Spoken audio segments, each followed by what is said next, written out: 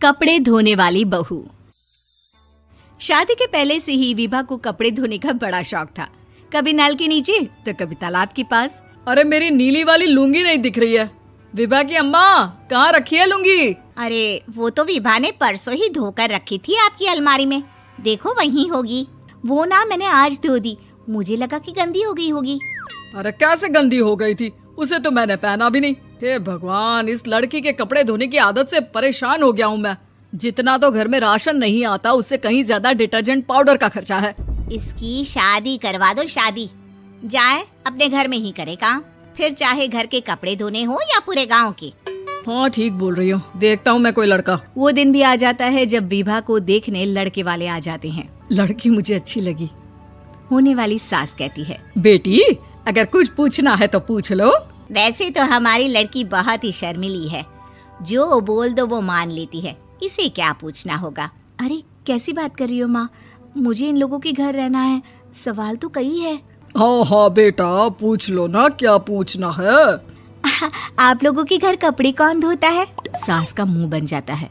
देखो, अगर तुम ये कहना चाहती हो कि तुम्हें कपड़े धोने नहीं आते तो सुन लो, कपड़े मैं ही धोती हूँ, लेकिन तुम्हारे आ जाने के बाद मैं रुमाल तक नहीं धोऊंगी। अरे चुप रहना भाग्यवान, बहू बेचारी घर आई नहीं, उसे डराना शुरू कर दिया।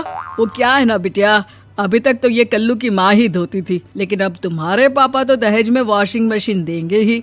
तभी विभा की माँ बोल पड़ती है, सवाल भी पूछा तो क्या। वैसे भाई साहब, मशीन की तो फिर भी कपड़े धोने की कैपेसिटी होती है। मतलब जो बिटिया दे रहे हैं ना विभा, इसे कपड़े धोने का बहुत शौक है। ये आप लोगों के क्या, आस पड़ोस गांव मोहल्ले सबके कपड़े धो दे और उफ तक ना करे। बाहर देखा नहीं आपने कितने कपड़े सूख रहे हैं? सब हमारी बिटिया ने ही तो धोए हैं। बस भी करो ना माँ, शर्म आ रही इतनी तारीफ सुनकर।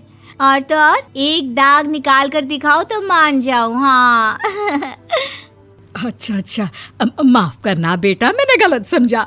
हमें तो रिश्ता बहुत पसंद है। और ऐसे जुड़ जाता है रिश्ता कपड़े धोने का शौक रखने वाली विभा का। उसकी शादी हो जाती है कोयला फैक्ट्री में काम करने वाले कल्लू के साथ। शादी के बाद अचानक विभा चिल्लाती हुई सास के पास आती है। सासू माँ, अरे सासू माँ कहाँ है आप? ये तो धोखा है, धोखा दिया आप लोगों ने मुझे। इसे ससुर के चक्कर के बारे में पता चल गया। अरे तो उसमें तुझे क्यों धोखा मिला है? अरे नल में पानी नहीं आता, कपड़े कैसे कब धुलेंगे? अच्छा, तू पानी नहीं आ रहा उसकी बात कर रही है। तो आपने क्या सोचा? कुछ नहीं। अच्छा, तेरी माँ ने कहा था कि कपड़े धोने का शौक है तुझे, याद आया मुझे।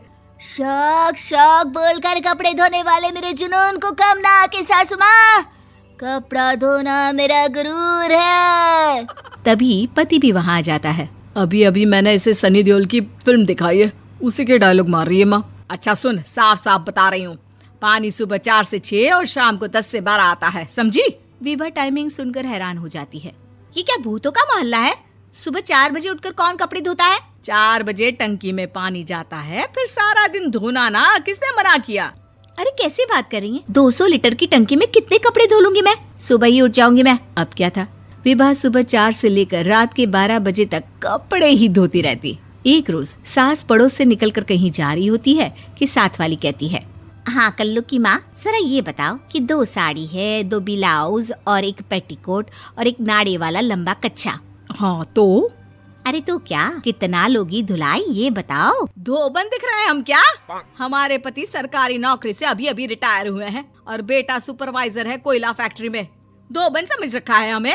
हाय रे कल्लू की अम्मा, माफ कर दो, वो तो मोहल्ले में यही सब बता रहे थे कि तुमने बहू को कपड़ा धुलवाने के काम में लगा दिया है। सास को पड़ोसन की बात सुनकर गुस्सा आ जाता है। वो घर पहुंचती है जहां घर के बाहर ही इतने सारे कपड़े सूख रहे होते हैं जितने कि किसी धोबन के घर पर। अरे ओ कल्लू की दुल्हन, बाहर निकल।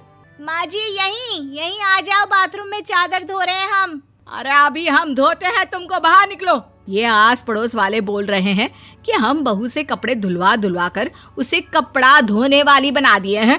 अरे छोड़ो ना माँ जी, किन लोगों की बातों में आती हो? आस पास के लोगों का तो काम ही होता है कि वो किसी तरह सास बहू को लड़ा दे। बहू सारे घर के कपड़े धोती है, ये क्या कम है? बोलिए। सास को भी लग जाता है कि वो बहू का ये सनकीपन नहीं छुड़वा सकती, इससे अच्छा है कि खुद ही चुप हो जाए। एक रोज सास और बहू मंदिर जाते हैं, जहाँ सास की साड़ी वहाँ खड़ी भीख मांगने वाली से मिलती है। माँ जी क्या बात है, आपकी साड़ी उस भिखारन से कितनी मिल रही है ना? हाँ हाँ देखो तो, दोनों की साड़ी मिल रही है। क्या बात है कल्लू की अम्मा, तुम खुद को तो अफसर की बीवी बताती हो और ऐसी सिंपल सी प्लेन साड़ी पहनकर घूमती हो। सिंपल और प्लेन नहीं है ये साड़ी। तो क्या सोने के धागे से फूल बने हैं? कुछ भी सासू माँ, कुछ भी। हाँ बने थे इस साड़ी में सोने के धागे से फूल। मेरे पति लेकर आए थे मद्रास से स्पेशली मेरे लिए 10,000 की। ताहे भाई साहब इस भिखारन के लिए भी सेम टू सेम साड़ी लेकर आए होंगे 10,000 की। सास उस वक्त तो कुछ नहीं कहती, लेकिन बहू के साथ घर आती है और अलमारी से एल्बम निकाल कर लाती है। ये साड़ी देख रही है, ये वही साड़ी है जिसे मैंने अभी पहना था।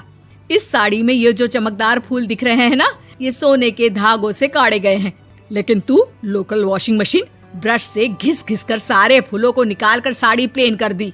मुझे माफ कर दीजिए सासू माँ। और तो और, जब मैंने तुझे तेरी गलती के लिए कुछ नहीं कहा, लेकिन तूने तो सबके सामने मेरा मजाक ही बना दिया। क्यों? बहू को समझ में आ जाता है कि अब से उसका कपड़े धोना बंद।